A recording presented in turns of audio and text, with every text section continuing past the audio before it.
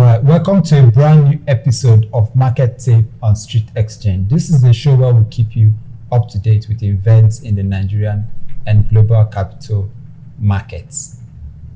And a reminder that this show is strictly for information. This is the show where we educate you, and give you information you need to better your game at investing. It's not an investment advice. Throughout the course of this show, you're going to hear us speak and talk about different stocks, securities, investment strategies.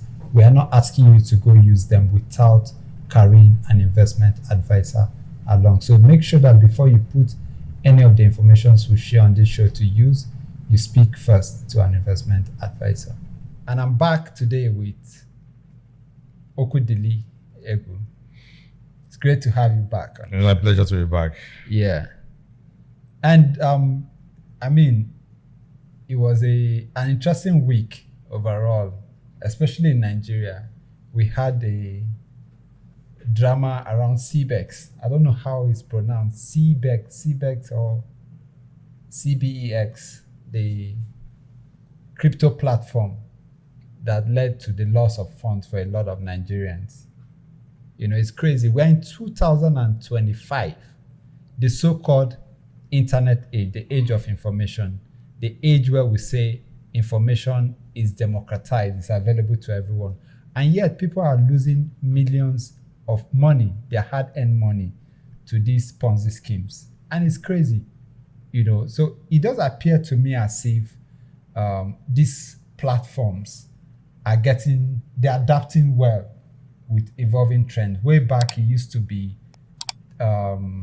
network marketing. This whole thing started as network marketing and then advanced to forex. Today, they are crypto platforms, masquerading as crypto platforms, get people to invest, promise them outrageous returns, and they keep losing money. So,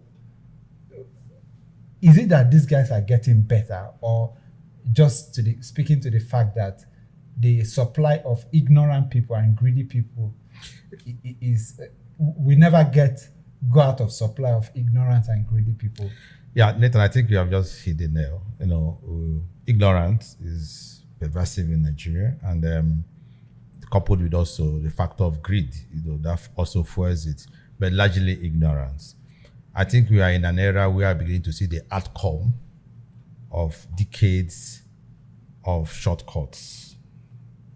We have a demography today that have come of age that possibly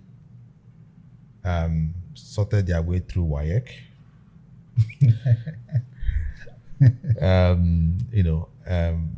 Had to find a way to graduate. They are now parents, they are now adults, and they largely lack the fundamental knowledge to survive. Now, you will ask yourself, why do you have a lot of people trooping into the Yahoo business? Because they think they have a very huge market. They take advantage of people's ignorance and scam them and then defraud them. There are several of them. You just find out that people don't know their left from their right. I'll give instances. Now, at the ATM machine, people's cards are easily swapped because in the course of trying to assist people to put basic PIN, ATM PIN, that ordinarily one should know how to do. People take advantage that they don't know how to put their pins, or they don't know how to, just operate the ATM machine and take advantage and swindle people of their funds. That's very simple. Now, a lot of people have bought smartphones, they are online, and they don't know how to protect themselves online. A lot have been hacked. You see a lot of people telling you their WhatsApp has been hacked and all manner of things because they can't even protect themselves online. They don't understand if things as basic as two-factor authentication and all that. Now, people have bank accounts and then they are easily swayed by messages they get from numbers that are not from the right sources. They can't verify, they can't read between the lines, they react and they become victims. So all this culminate to what we are seeing. Now people have now trooped to crypto, and they don't know jack about crypto. They don't know jack about platforms. Somebody asks you, is online, is on a WhatsApp, is on Google Play, is an app. What happens beyond the click? If you click on that particular platform or in that particular app or in anything you do online, what happens behind the click? What's the logic behind the click? People don't think about it. So the fact that something is online does not mean it's genuine, does not mean it's authentic, does not mean it's correct. So we just have a problem, a fundamental problem of ignorance, and we begin to address it. People must go to learn from first principles, learn things, basic things about life from first principles. Otherwise, we'll keep having a repetition of what is we just heard about CBEX. Another platform will come up, and people will still buy into it out of ignorance. You know, you said something that to me is fundamentally important, because, you know, when you hear this type of things, a lot of people point to the regulators and say SEC is not doing enough to protect investors.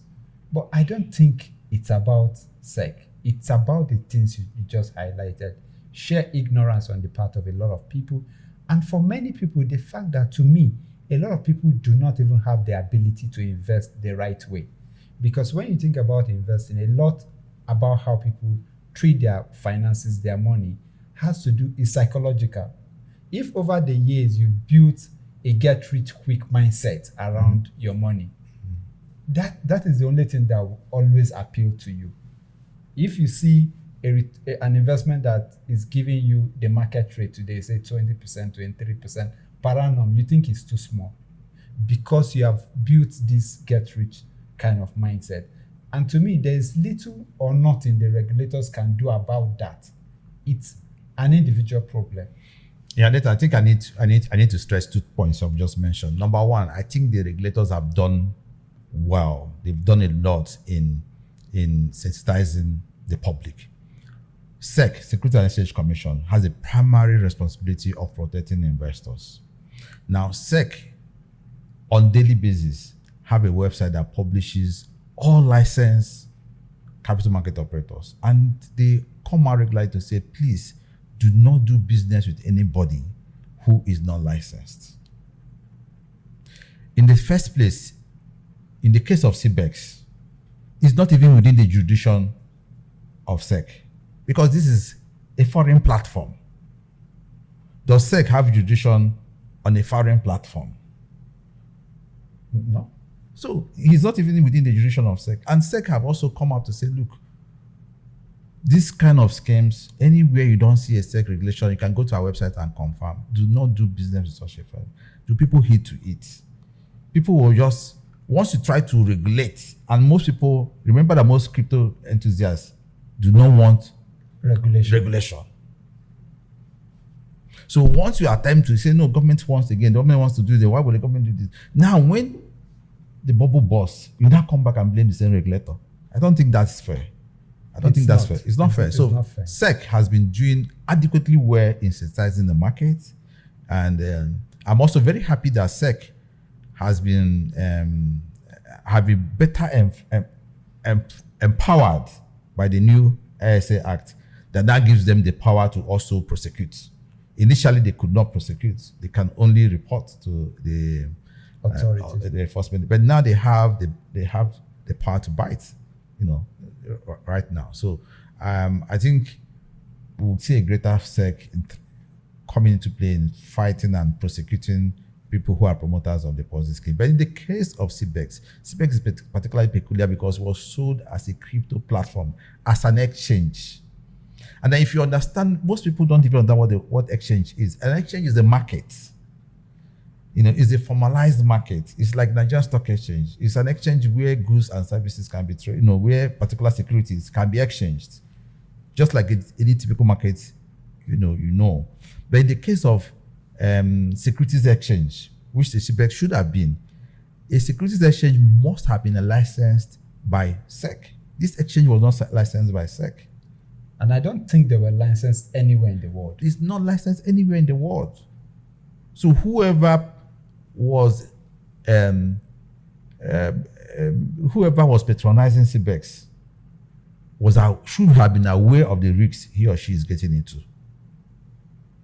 Yeah, because the point now is how did they go from being an exchange that facilitates the buying and selling of crypto to a fund manager that gives 100% return in 30 days? Those were red flags. Those were very obvious red flags. And like you said, it boils down to ignorance again. Now, what is the average return on a risk-free instrument? What's the average return on most businesses every year? What's the average return an entrepreneur who does business gets every year? So what's the return on most asset classes? Most will not offer you anything above 30%, 35% per annum. Per annum. Now, per annum means for 12 months, right? Yeah. Now, somebody is now offering you something higher than an average annual return. I think it's normal. It's sheer greed and ignorance because it's not feasible. It's not feasible. I keep re-emphasizing that when somebody asks you to bring money, you must first of all ask, this money that is being mobilized, to what use would it be channeled into? What does this firm do? How do they make money? What's the volume of money they can make that can repay the money they are collecting from me? Critical question you must ask. The second question we need to ask, in every business transaction, there must be disputes.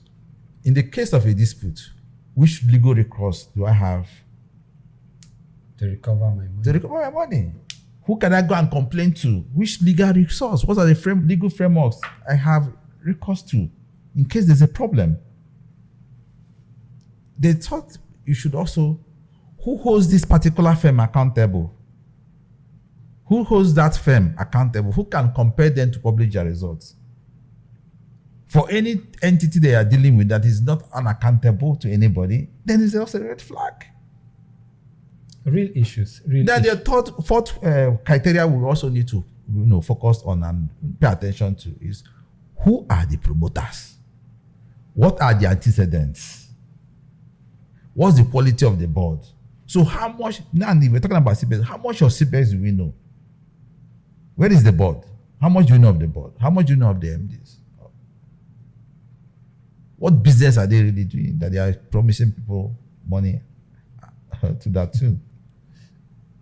I mean, this is assuming people really want to dig deep.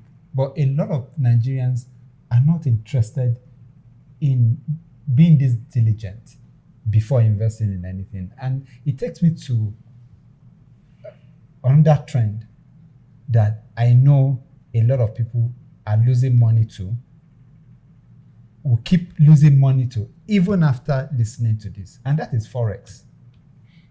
I'm sure you're a bit familiar with this. As an investment advisor, when you speak with your clients, sometimes new clients mostly, one of the most frequent questions you get asked is, do you do forex? Do you do forex? I mean, I'm tired of responding to that question. And it speaks to how much interest a lot of people have in the forex market. And understandably, when you tell them that I don't do forex, a lot of them look at you like, do you really know what you are doing? And to put this out there, forex is about the most liquid financial market in the world. It accounts for about over $7 trillion transactions daily. And that is way more than what you see in the stock market.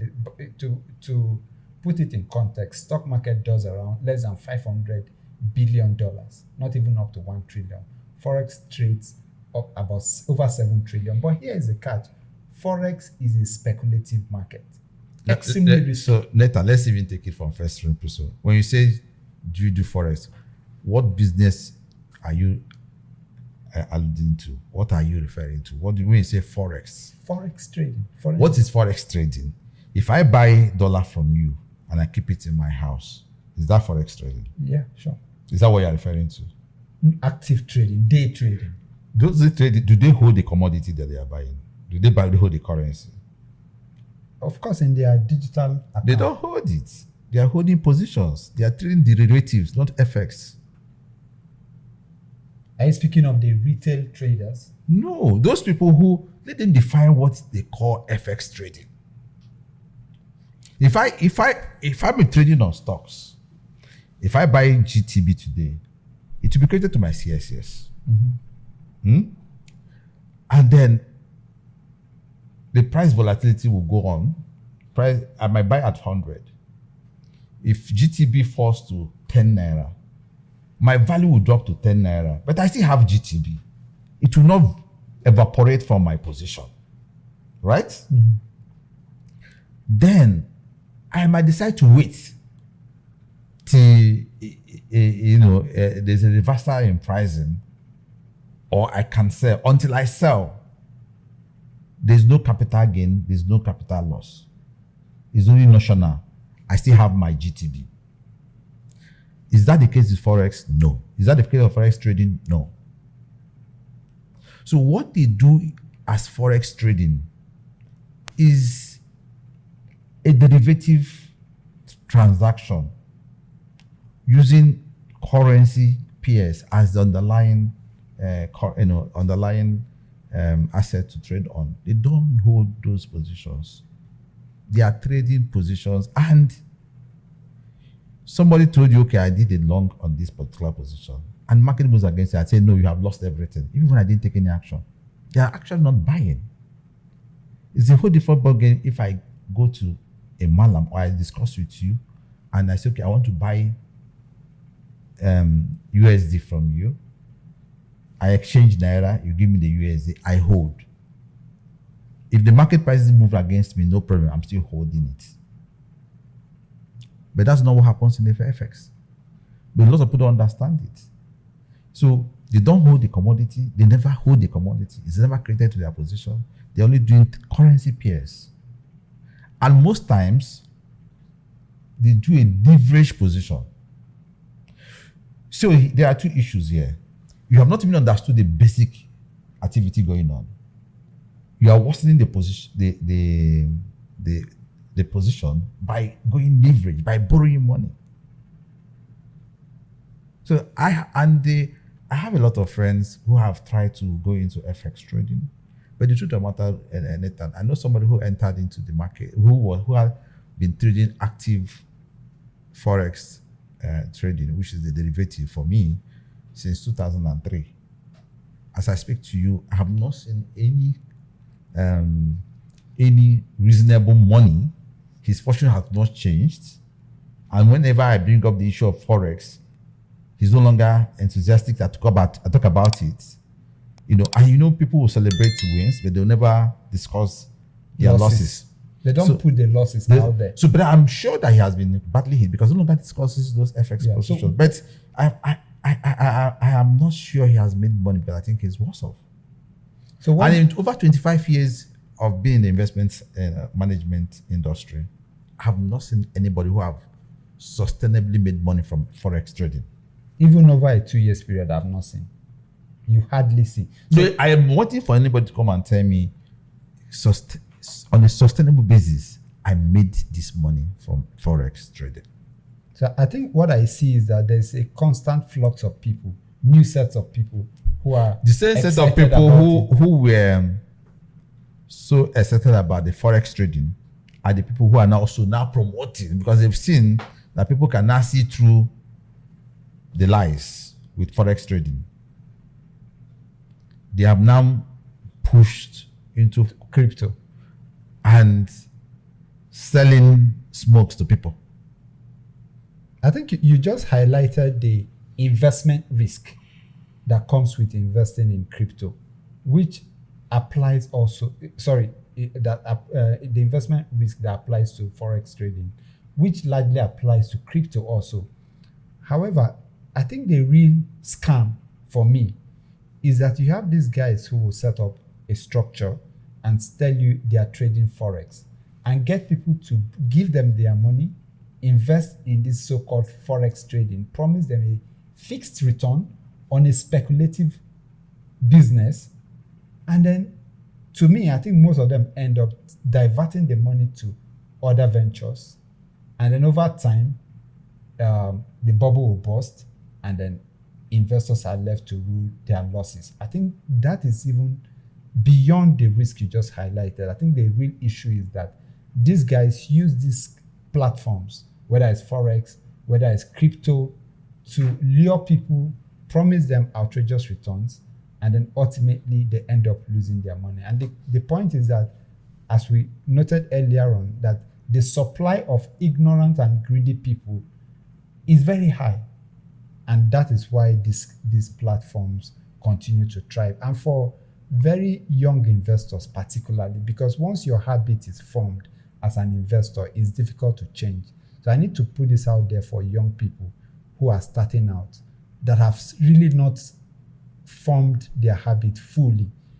When you start to chase these get-rich-quick schemes, you are playing with fire, because what is happening is that gradually your mindset around investing is formed, and it's difficult to change. It's like addiction, how you learn how to smoke and get addicted to it. And once you're addicted to these get-rich-quick schemes, it becomes very, very difficult. Now, the question we need to ask is, does the get-rich-quick schemes work?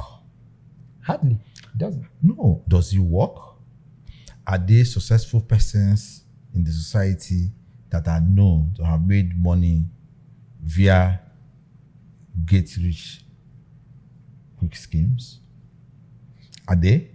Well, in that industry, there are people I can't call their names here. No. But in that industry, they have role models, people they point to and say, that person was doing crypto and he made money from crypto. No. You see, no, I'm not. Crypto, I'm talking about the get-rich-quick syndrome. Crypto as an asset class and all that, yes, many people have made money from crypto. Yeah. I'm talking about get-rich-quick syndrome. Does it really work? No, it doesn't. Because for even those who have made money from crypto or from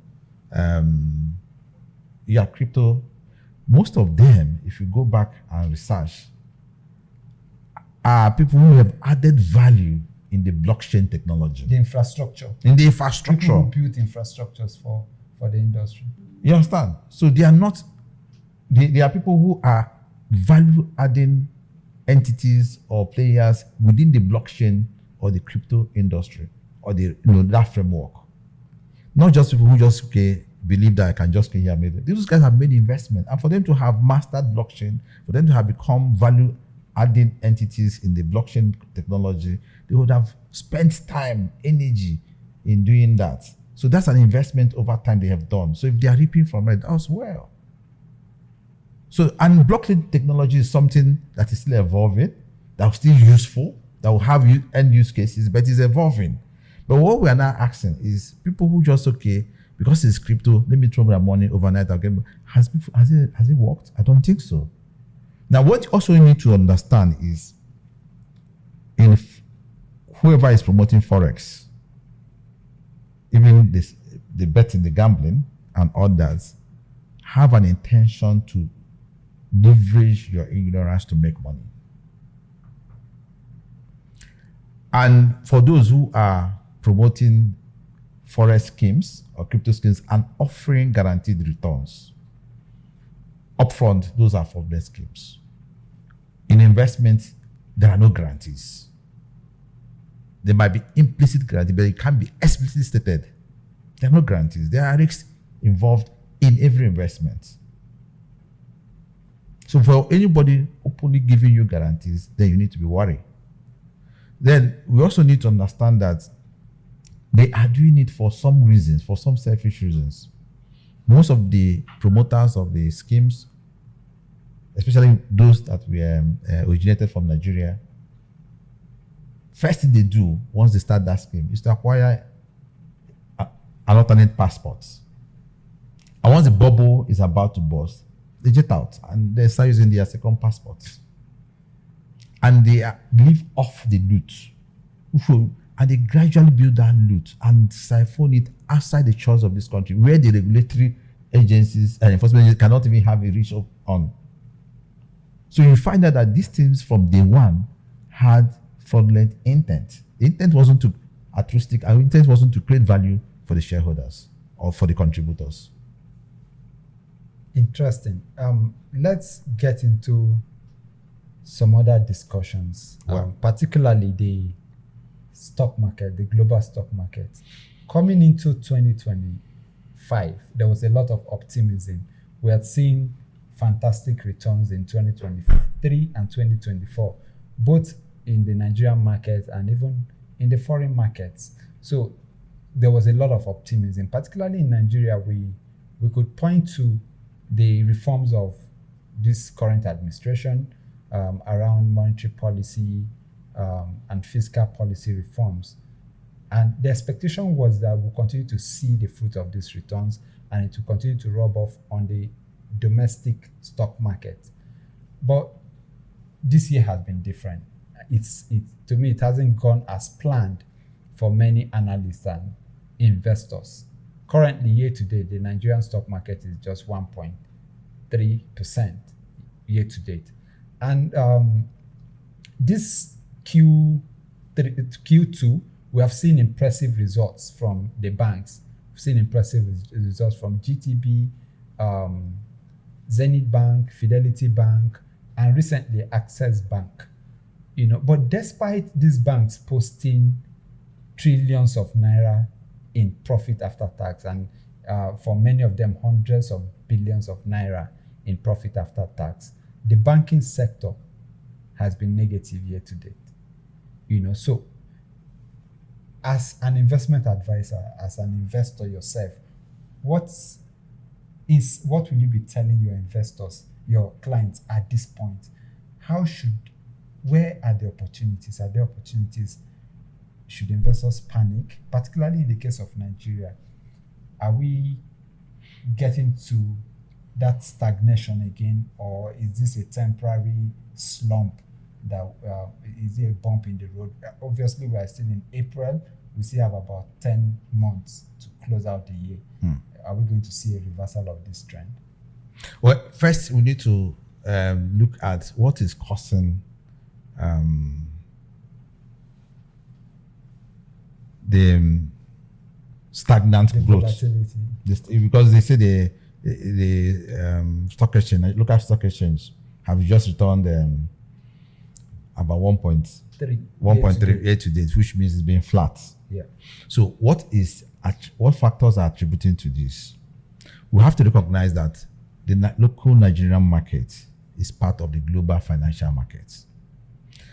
And in the last 2-3 months, there has been high level of uncertainty in the global financial markets as a result of the tantrums from the Trump-triggered trade wars that has introduced unpredictability into the global trade affairs and into the global financial system. Nigeria is not immune from the outcome of that high level of uncertainty. Across the globe, markets have been affected. There's been high volatility in those markets.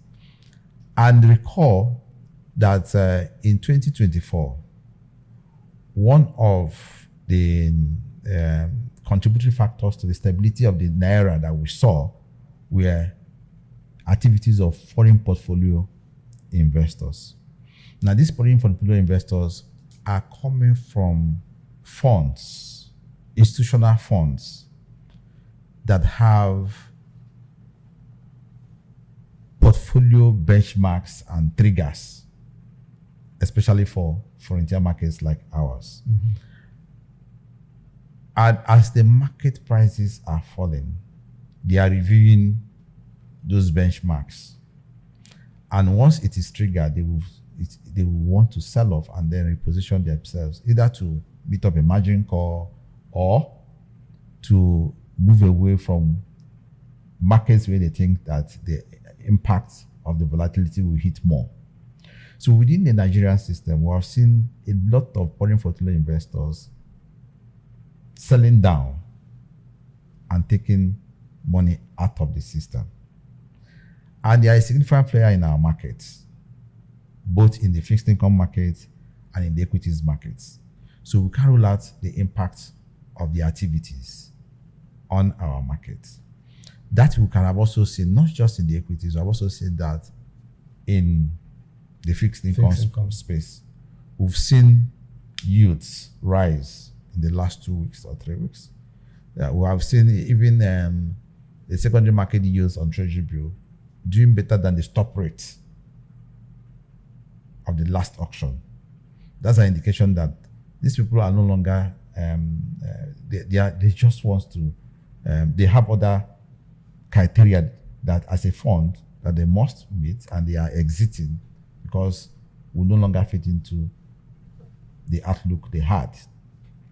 But for the Nigerian investor, if you understand this, what's happening, I understand that it seems that over a time, because the level of volatility is now tempering down. It wasn't as it were about 2-3 weeks ago. Now, it seems like the market would price in the impact of the one strong man US president and his impact on the global economy. Dimension all the possible risk elements we might face in 2025, which were not part of the analysis or the assumptions in 2024. But as things are unfolding now, these things will be priced in and say, okay, worst case scenario, this will happen, this will happen. So because of that, this is our target price for this, and that can begin to lead to a more calmer market. As you begin to have predictability, certainty, market pricing all the known risks into asset classes, the market will become a lot calmer. And as the market becomes calmer, investors can begin to see calmness in the market and begin to see the real intrinsic value being appreciated by investors, and they will be later seeing flows. What our advice is that remain calm, understand the macro, both global and local macroeconomic activities that are leading to or impacting or affecting the markets. Then stick to long-term investment strategy. Your investment strategy should be long-term. So if your strategy is long-term, you should ignore the noise. The volatility that we see are noise. It's simply noise. So if you ignore the noise, stick to your long-term investment strategy, and then have a compelling reason to hold the asset classes you are holding. The compelling reason could be the fundamental analysis that meets your criteria. It fits into your long-term picture. Once you do this, you'll be fine. That I believe you'll be fine.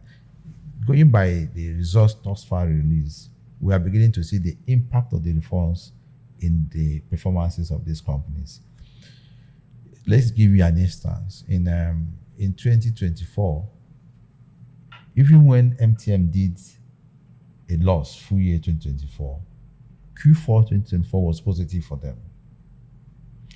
And Q4 being positive will be further improved and enhanced by the tariff increase, especially on data, that the telecom sectors are now enjoying. So once you price in the impact of those price increases, increased revenue, increased data subscription, MTN is likely going to do well in Q1. So that would translate to other sectors. And this volatility that led them to, especially the manufacturing companies, that led them to declaring huge FX losses may not exist in 2025 or will be very minimized, because the volatility in the FX market has thus far remained largely stable. It has hovered between 1,500 and 1,650.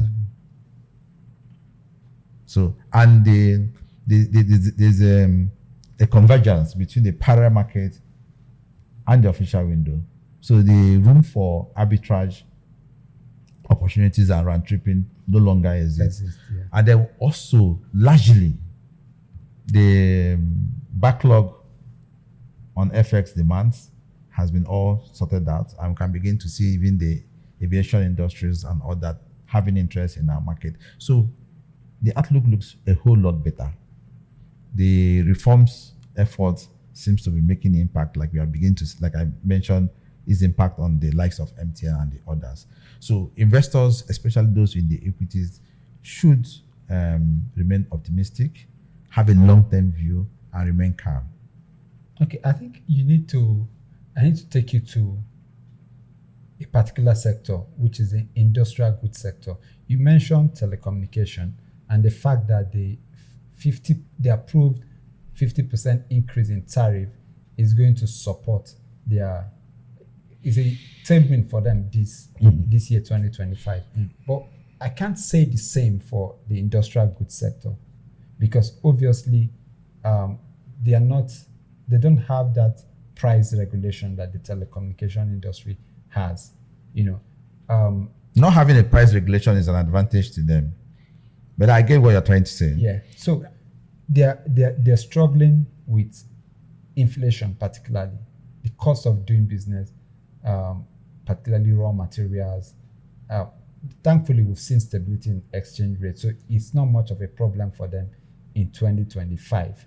But inflation, we'll talk about this later. The figure for this March rose to 24.23%, which is still very high. So a lot of people in the industrial goods sector, manufacturing sector, they're struggling.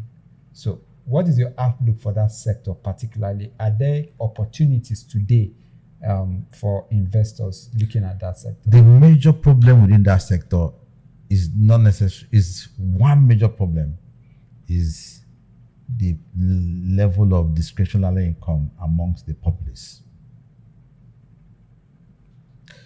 People are struggling, most households are struggling with meeting with the basic needs of life, food and transport. So the market for their products is one of the biggest challenges that sector faces. Then we now talk about the input costs. Input costs with respect to cost of energy, cost of transport.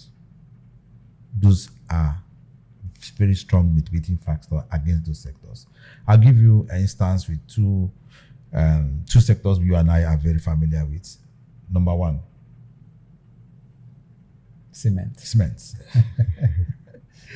You can see almost all the players they always have constantly increased prices almost every other month.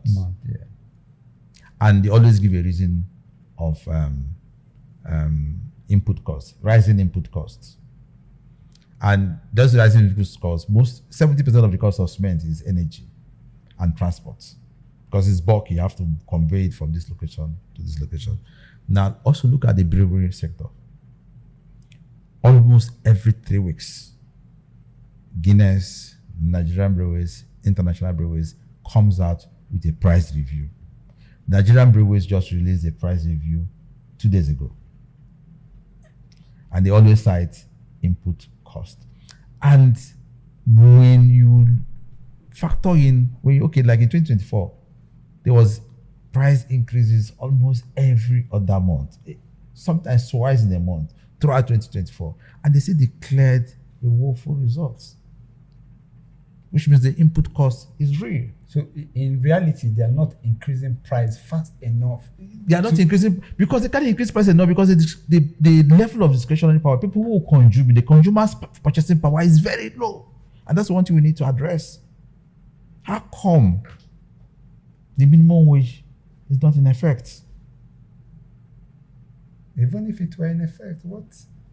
How much will it help? 70,000? But you can go a long way to help. Yeah. So how are people surviving? I mean, we heard about the 30 days rant and all that. You can see when you watch through on this video, some of them will bring tears into your eyes. So people are going through a lot.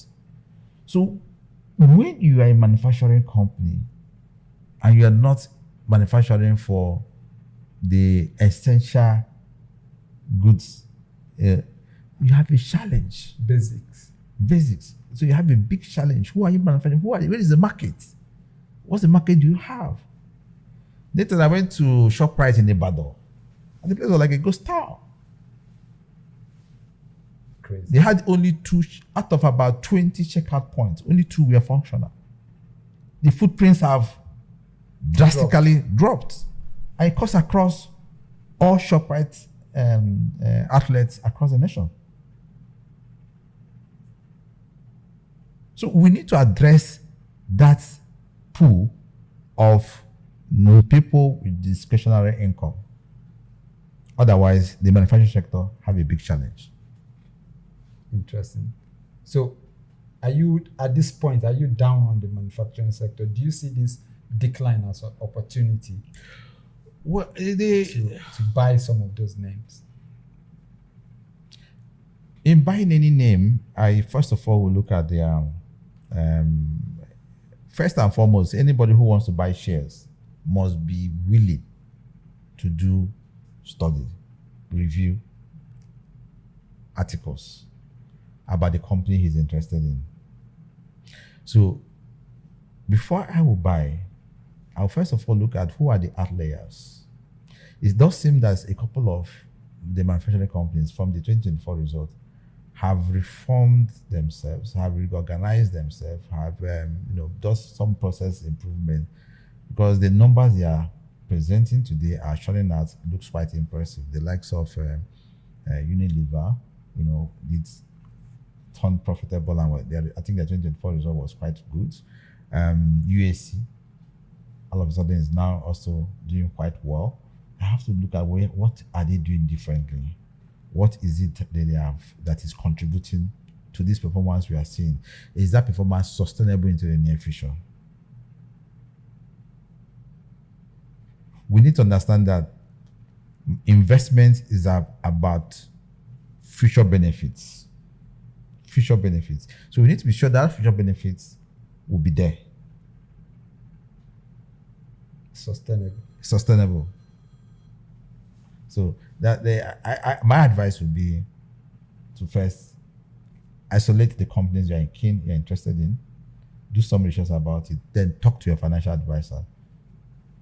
Interesting. Who would now be compared to do some research before giving a recommendation?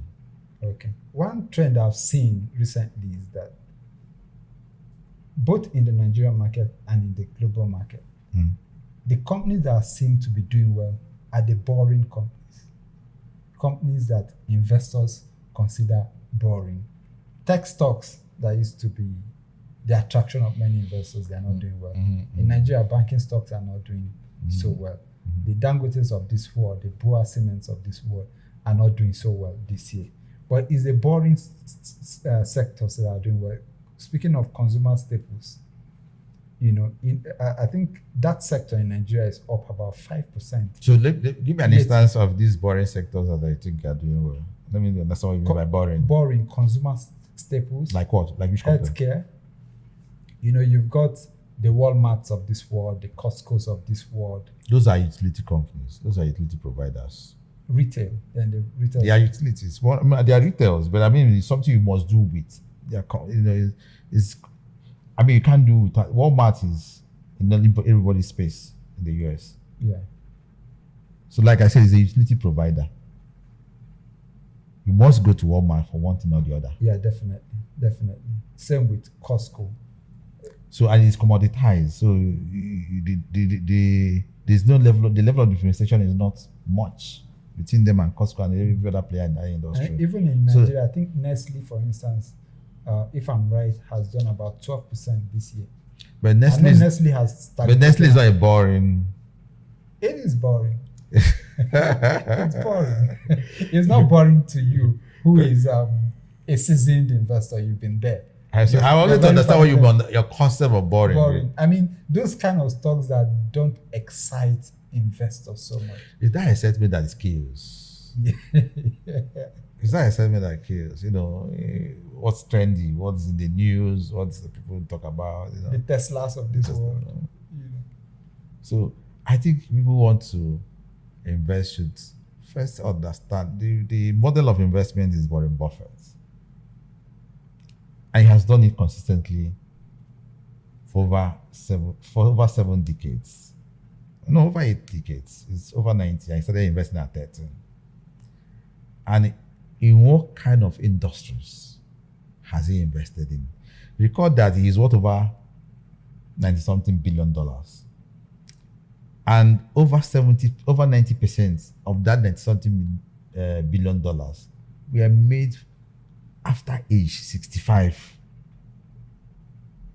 But he had been investing from 13 and has constantly been doing it. And not only has he created wealth for himself, he has created wealth for everybody who is a partaker of Berkshire Hathaway. Everybody. You know, the last time I looked at the stock. So what kind of stocks does he invest in? Does he buy the non-boring stocks or the He has railroad, insurance, banking. What you would call boring? The Coca-Colas of this world. I think the most exciting company he had is Apple.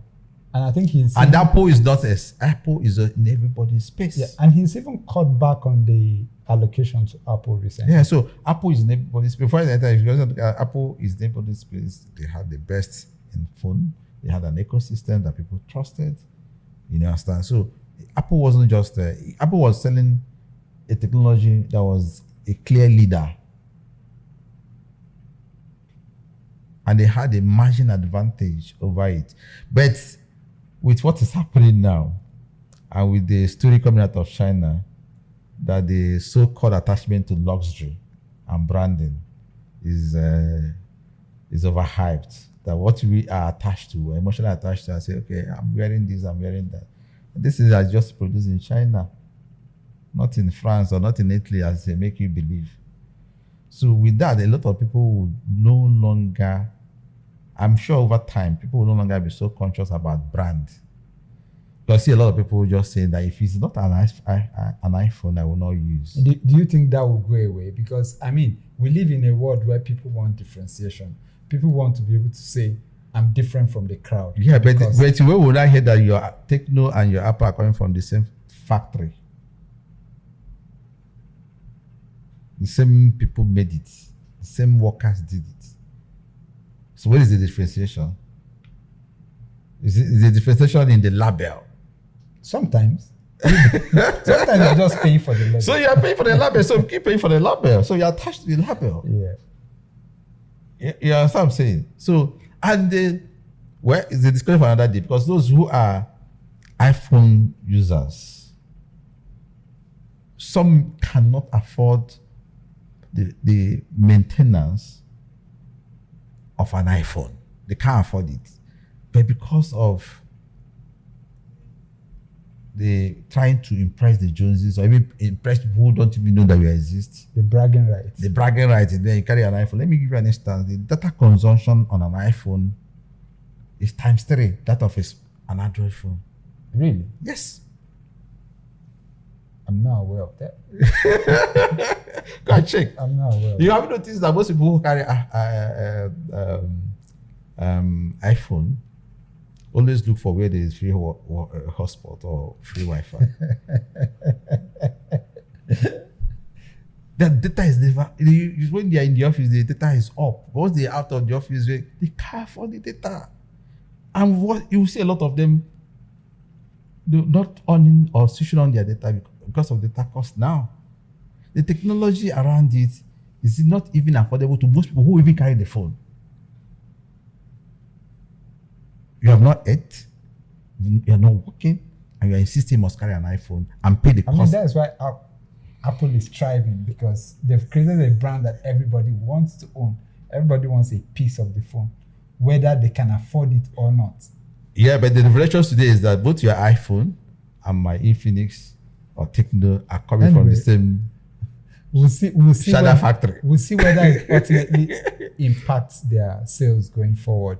But speaking of China, there's been a lot of discussion around the trade wars.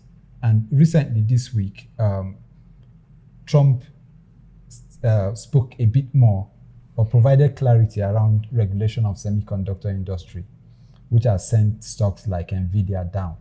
It's almost $101 per shares.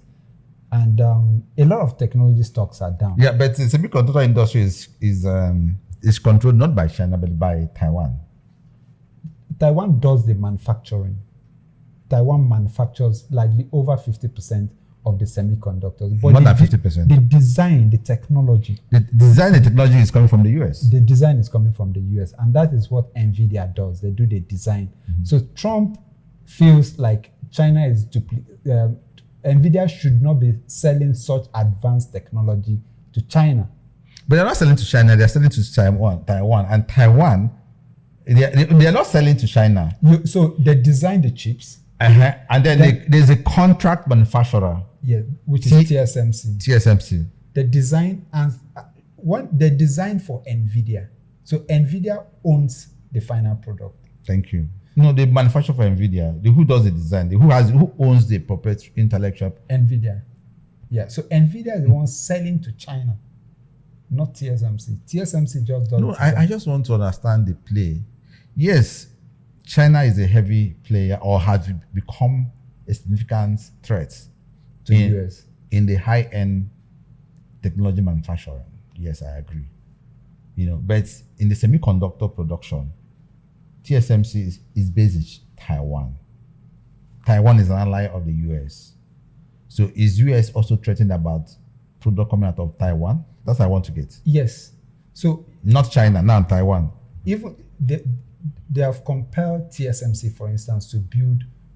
But TSMC have made commitment to invest in the US. In the US. That I've also known. I think beyond the commitment, I think work has even started on the plant. Okay. Yeah.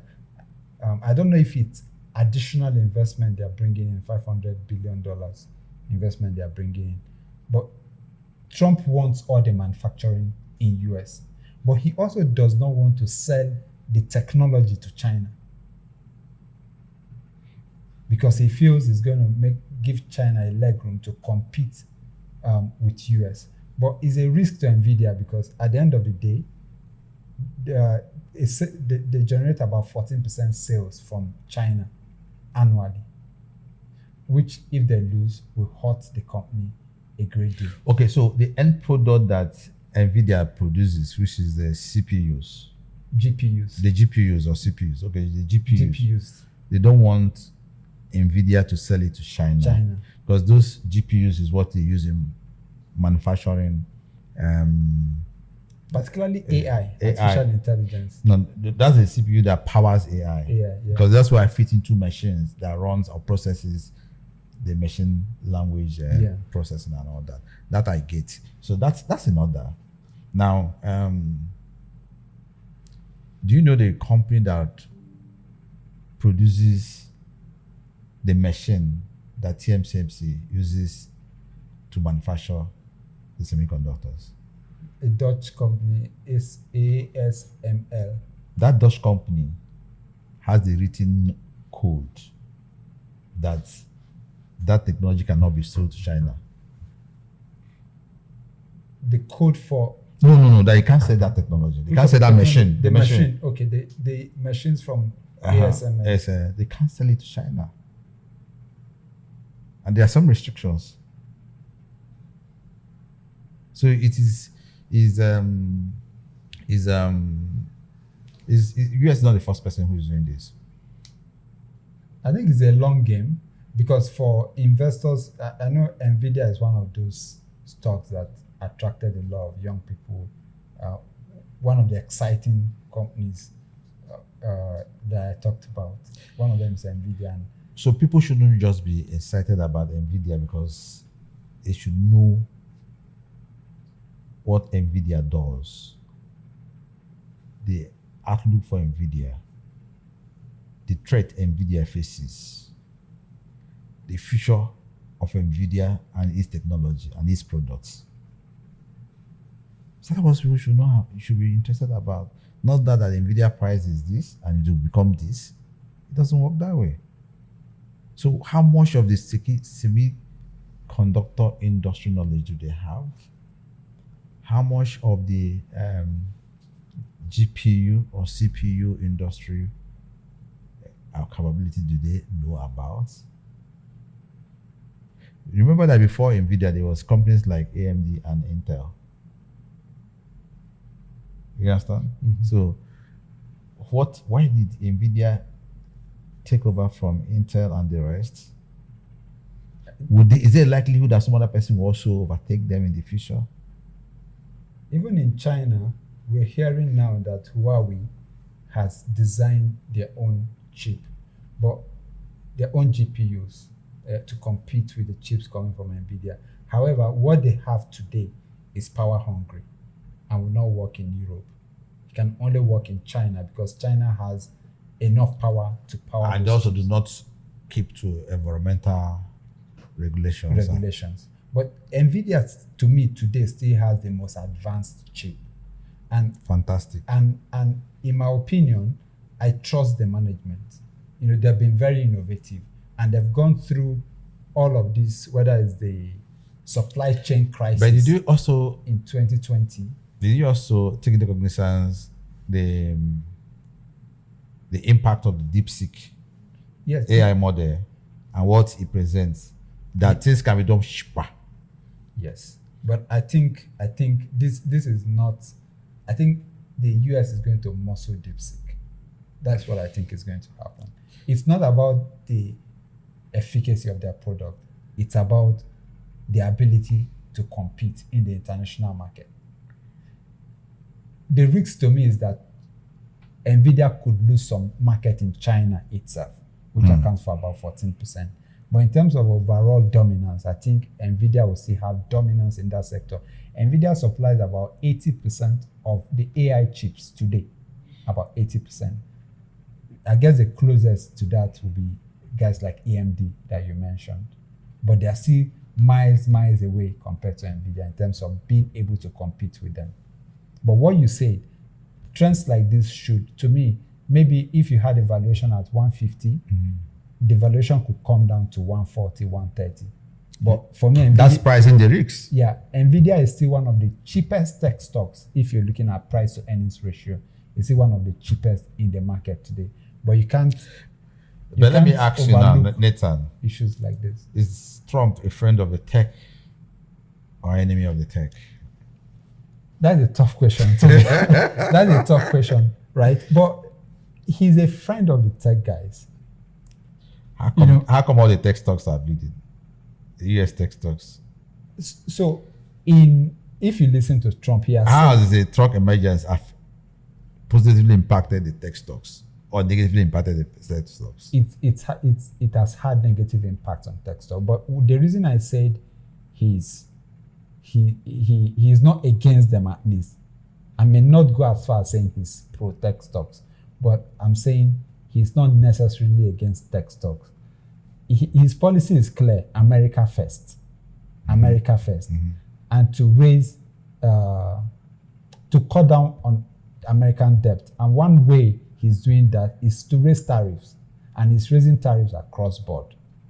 So, for instance, the CEO of Nvidia went to China this week, and when Trump was asked if he sees that as a problem, he said the guy is his friend, probably is there for, based on the recent events around tariffs and all of that, is there probably to fix business transactions.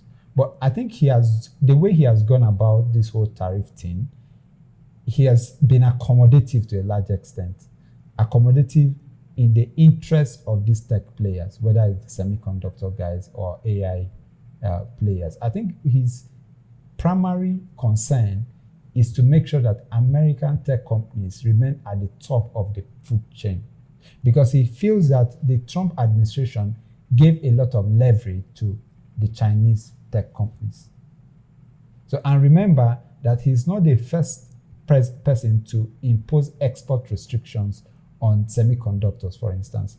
Biden did it, which led Nvidia to build it's a chip particularly for the Chinese market called H20 GPU chips.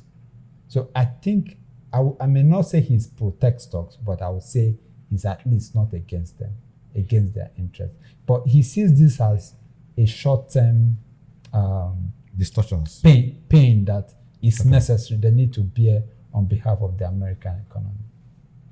Nice one. Okay. So let me talk about Facebook real quick before we get into other things. Okay. Facebook is facing antitrust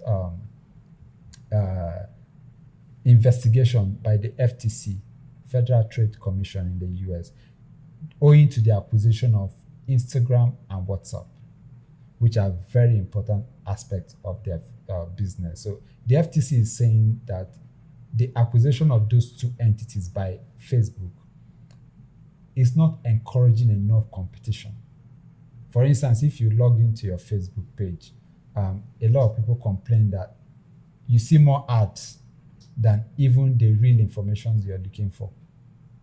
And that if we had more competition in that space, Facebook will not be that insensitive, in quotes, to allow so much ads on their platform. So what do you see this playing out for investors particularly? Well, the question I need to ask is what changed? Because Facebook did not start up with Instagram and WhatsApp. And when they acquired Instagram and later WhatsApp, Instagram in 2012 or 2011, and then WhatsApp in 2014, the same antitrust bodies, the FTC, approved of it. The regulators approved of it. That's why the mergers and acquisitions could go through. But what happened? Does it mean that the regulators were lax at that point? This is part of the question I asked you. Do you think Trump is pro-tech or against tech? But here is the thing. The antitrust issue or the antitrust campaign has always been there, especially with focus on the tech industry. The sole aim is to ensure that we don't have large concentration of power on one firm. We don't have a monopoly, and that we will not have we don't have anti-competition of, there's free competition for other players to come in. And we have seen it in play in the past. In 2000, Microsoft, the Internet Explorer that we know, was not originally developed by Microsoft. The most popular Internet Explorer we had in 2000 was Netscape. Now, after 2000, Microsoft was the dominant operating system in the PC world. All the PCs, Apple and Mac, were not there. Mac computers were non-existent. So what we had were what they call X386 based IBM compliance laptops that came pre-installed with Microsoft operating systems. So all the personal computers all over the world were 90% running on Microsoft operating system. An operating system is something like your Android, your iOS. So that's an operating. That is what talks to the hardware. Now, because they had that dominance in the operating system, Microsoft now pre-installed all operating systems with an Explorer, and that technically took out Netscape from them all. So the antitrust ruled that Microsoft should not pre-install Internet Explorer. It should be an add-on. Anybody who wants to can voluntarily install. It shouldn't be by default. And that's the reason why today you and I can have options like Mozilla, Chrome. And even when the Microsoft operating system is still the dominant operating system, most people are not compelled to use Internet Explorer or Edge. Most people even prefer to use Chrome. I hardly use Internet Explorer. Me too. So that's the power or the benefit. But this happened in 2000. After that, we have seen them prevent a couple of measures from happening. But we have seen also a lot of measures that went under their watchdogs, and they never raise a flag. Like the CNN, Time Warner, AOL was a major that was not creating a monopoly. Then we have also seen them increasingly in the last 10 years come out to really fight to protect other competitors, and then ensure that we don't have somebody who have large concentrated power. It's not just against Meta platforms or Facebook.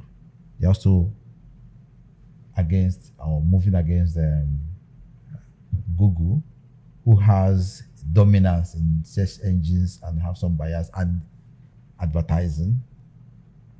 So I think that what should be focused on, what will be the overall benefit of the US economy and the society? Is it good and fair to have one entity have so much dominance on people's life, on people's data, and then prevent competition from us having access to other ideas and products from competition that could have even be better, just like we have in the case of Chrome and Microsoft and Internet Explorer? Okay, great insights there. Let's come back to Nigeria. The inflation rate came at 24.23%, which was significantly higher than 23.18% seen the previous month. And this was very significant because we expected that for March, we're going to see a lower inflation figure. But surprisingly, it's at 24.23%. Inflation is bad for almost everyone. For business people, as we've alluded to earlier on, inflation is bad for them. And for the economy generally, purchasing power, you talked about the fact that most Nigerians do not have discretionary income to buy luxury goods or basic goods like cement. People just don't have enough money to buy this. And with inflation at 24.3%, it's bad for everyone. Can you speak to what is leading to this? Well, it's a bit difficult to talk about the Nigerian inflation numbers, because we rebased the methodology for computing inflation. Yeah. And the first time it came out in January, it dropped from about 35, 36, and based on the rebased figures to 24. Then in February, it dropped to 23. Now we're back to 24. Yeah. So, and the spike within this 1 year is quite significant. It's quite a big spike. So, one, it's difficult to analyze the inflation numbers because of the complexity of non-full understanding of the new rebase structure. It would have been better if we have a parallel run of both the old and the new inflation calculation methodology. Because we had very high interest rates this time last year, I expected the base effect to have had an impact in lowering inflation figures this time. Yeah. But because we are using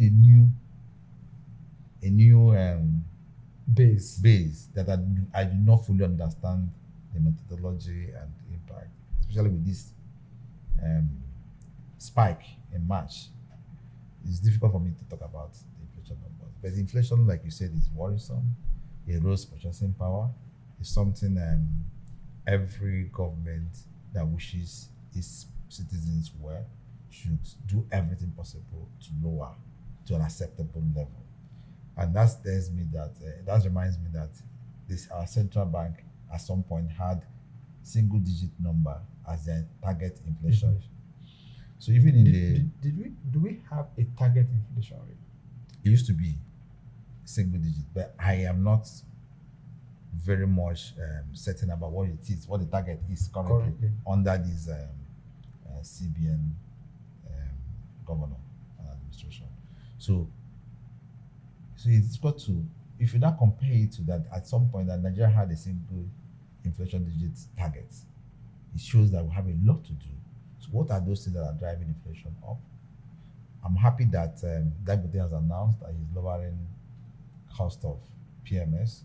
Can we also see cost of AGO, which is a major inflation driver, come down too? Can we also begin, food inflation is also high. Is there a way we can increase food production and make the farmlands accessible so that people can cultivate and evacuate the goods? Then do we have the means of evacuating those produce? Can we reduce the post-harvest losses? Do we have the infrastructure to ensure that we can move tomatoes from Kanu, Kaduna to Port Harcourt without having a high incidence of losses? So those are issues we should be worried about. What we can do to ensure that inflation rate is within acceptable level. Interesting. And one thing I actually saw from that report is that the core inflation was a major issue. Core inflation is the inflation excluding food and energy. So it's about core inflation, and the exchange rate between this March last year and the current period is a bit higher, just significantly higher, just slightly higher than what it was in March. The exchange No. Exchange rate this time last year, in March last year, was way higher than what it is now. It was lower. And an exchange rate went down in March 2024 and then started to rise again slowly in Q2. Okay. Yeah. So I think it may be about exchange rate, but like you said, the methodology for the rebasing is not very clear. So we can only we are still understanding to understand how it was come about. But you made valid points about the fact that we need more food. For me, it was surprising that food inflation was not significantly higher. But I do know that we're still having insecurity among the food producing basins of the country, which really, really needs to be worked on. You know. And then let me talk to the impact that this figure is going to have on the CBN. They're going to meet next month. The MPC, the Monetary Policy Committee, is going to meet next month. Is there some likelihood that they are going to call any likelihood at this point? Because the expectation was that if we keep seeing inflation rate trend lower, the CBN would likely start to cut interest rate from 27.5%, which we desperately need. We need to start to see rates come lower. Is there any chance at this point that we'll see any rate cut in May? Now, with this significant rise in inflation rate, I don't see a rate cut happening. Unless there's a sustained evidence that inflation will trend lower, that's when I can begin to expect a rate cut. Maybe at best it will hold, but I don't see a rate cut happening. The fixed income market, what do you think happens? At the last auction, the Treasury bill auction, we saw CBN, the rate for 1 year bills went down from, I think, 19.9% the previous auction to 19.6%, 63%, if I'm correct, at the last auction. Now, will they be forced to raise rate? There's an auction happening this week. What happens? Are we going to see higher rates, or should investors expect to see rates still around that 19.6, 19.5? What will lead to an increase in stock rates is a factor of the level of liquidity in the financial system, and that level of liquidity and the prevailing prices of existing Treasury bill maturities, especially those close to 1 year. Those are the factors that will give an indicator to what the rate CBN might choose as a stop rate. Top rate. But is another key factor that everybody should pay attention to is what is available on offer compared to the demand. If the size available on offer is huge, the last time it was about 400 billion, and when you compare it to the point that they were raising as much as 1 trillion a few months back, in that way that the size of what they are raising is smaller, and that could be one of the factors why you see a lower stop rate. But if they are raising as much as 1 trillion and the liquidity is tight, then the stop rate must be high. So what you will need to pay attention, what usually determine what the stop rate will likely be, is the level of liquidity in the financial system and the offer size.